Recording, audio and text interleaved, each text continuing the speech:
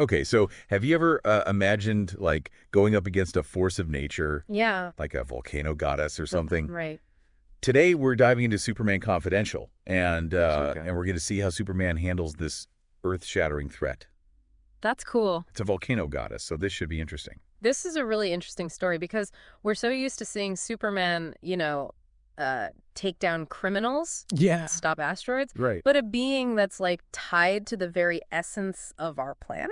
Right. That's a whole new challenge. Yeah. So what is it about this volcano goddess that makes her such a unique challenge for Superman?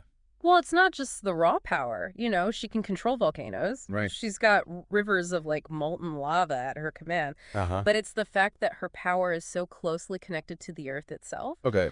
Her lair is inside an active volcano. Oh. It's a molten landscape. Wow. And, a lot of Superman's powers would be useless in that environment. Right. Or even dangerous. Yeah, trying to use heat vision. Yeah, you can't exactly use heat vision when everything's already superheated. Exactly. So Yeah. so how does Superman even begin to like approach this? Well, Does he just like punch a volcano? he tries to reason with her first, which I think is really cool. It Right. really says a lot about his character. Yeah. There's actually a panel where he's appealing to her sense of responsibility for the planet. Oh, wow. He says something like, the Earth is our home. We need to protect it, not destroy it. Okay. He even tries to, physically contain the lava flow for a while. Oh, wow. But he realizes that his usual tactics aren't going to work here. Yeah, so what happens next? He can't call in the Justice League for this one. Well, this is where it gets really interesting. Okay. He realizes that to stop the eruption, he has to go to the source. Okay. He has to fly into the heart of the volcano. Wait, he flies into molten lava? Yeah. That sounds incredibly dangerous even for Superman. Oh, it is. And the comic does a really good job of conveying this, the sensory overload that Superman is experiencing. Yeah. The intense heat, the pressure, the feeling of his own body being close to its limits. It's Yeah. almost like we're experiencing it right along with him. That's crazy. And I'm guessing somebody's watching all this Yeah. unfold Yeah. with a front row seat to the panic. The story cuts back to Lois Lane, Right. who's watching from a safe distance, and her perspective really adds a human element to the story. It grounds it in the real world. Yeah. And it lets us experience the tension and the fear Yeah. because just like Lois, we're totally powerless in this situation. Totally.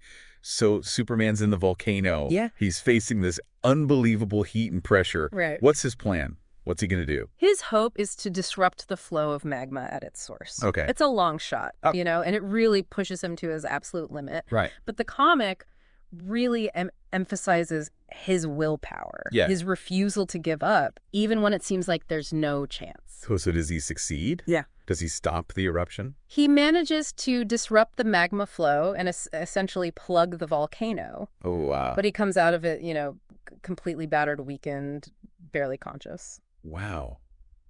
But he's alive. Right. So what about the volcano goddess? What happens to her? Well, this is where it gets really interesting. Okay. The story ends on a cliffhanger. Oh, no. We see Superman survive, Right. but we don't know what happened to the volcano goddess. Oh, wow. Did he duff at her? Right. Did she escape? Did the whole experience change her somehow? I mean, Yeah. we're left to wonder. Right. And I think that's a great way to end the story. That is a great way.